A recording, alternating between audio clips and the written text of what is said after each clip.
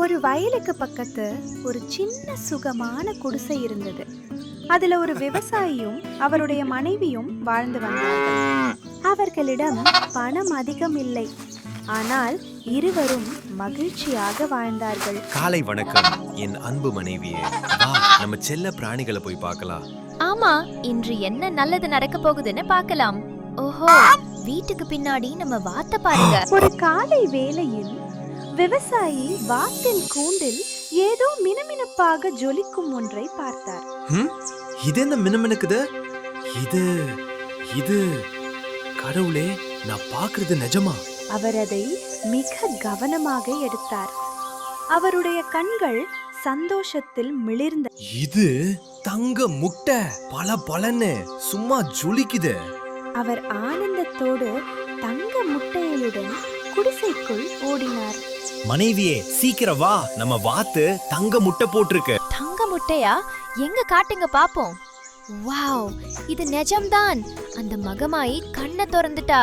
இருவரும் சந்தோஷத்தில் துள்ளி குதிச்சபடி சந்தைக்கு ஓடினார்கள். ஆமா, இது சுத்தமான தங்கம்.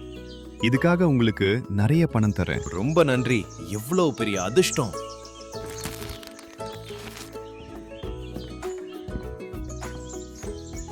வீட்டுக்கு திரும்பியதும் கிடைத்த பணத்தை பார்த்து இருவரும் சந்தோஷத்தை குதிச்சாங்க.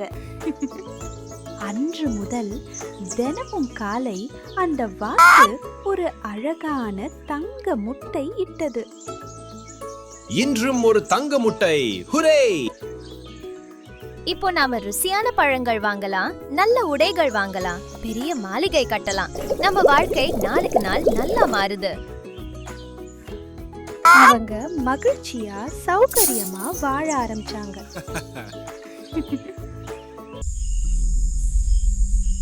ஆனா ஒரு நாள் அவங்க மனசுக்குள்ள ஒரு கபடமான எண்ணம் நுழைஞ்சது. ஏன் தினமும் ஒரே ஒரு முட்டை மட்டும் எடுது?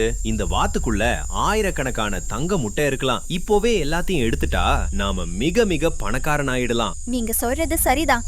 எல்லா தங்கத்தையும் ஒரே நேரத்துல எடுத்துடலாம். இனிமே என்னால காத்திருக்க முடியாது.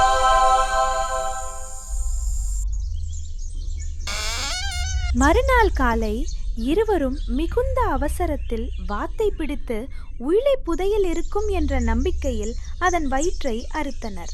ஆனா உள்ளே ஒரு துளி தங்கம் கூட இல்லை.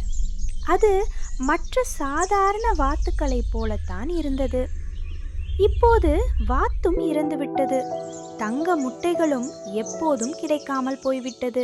ஐயோ, நாம் என்ன ஒரு முட்டாள்தனம் செய்து விட்டோம். தினமும் நமக்கு ஒரு தங்க முட்டை கிடைத்ததே. நம்ம பேராசையால எல்லாத்தையும் அழிச்சிட்டோமே. நாம பொறுமையாவும் நன்றியோடும் இருந்திருக்கணும். இப்போ ஒரு தங்க முட்டை கூட நமக்கு கிடைக்காது. எல்லாமே போச்சு. அன்று முதல் அவர்கள் ஒரு பெரிய பாடத்தை கற்றுக்கொண்டனர். பேராசை கொள்ளாதீர்கள். இல்லை என்றால் உங்களிடம் இருப்பதையும் நீங்கள் இழக்க நேரிடும். இருப்பதை வைத்து மகிழ்ச்சியாக வாழ கற்றுக்கொள்ளுங்கள். நண்பர்களே, என்னோட கதையை நீங்க பார்த்தது எனக்கு ரொம்ப சந்தோஷமா இருக்கு. நாம நண்பர்கள் ஆகலாமா? உங்களுக்கு இந்த கதை பிடிச்சிருந்தா சப்ஸ்கிரைப் பண்ணுங்க. அடுத்த முறை சந்திப்போம்.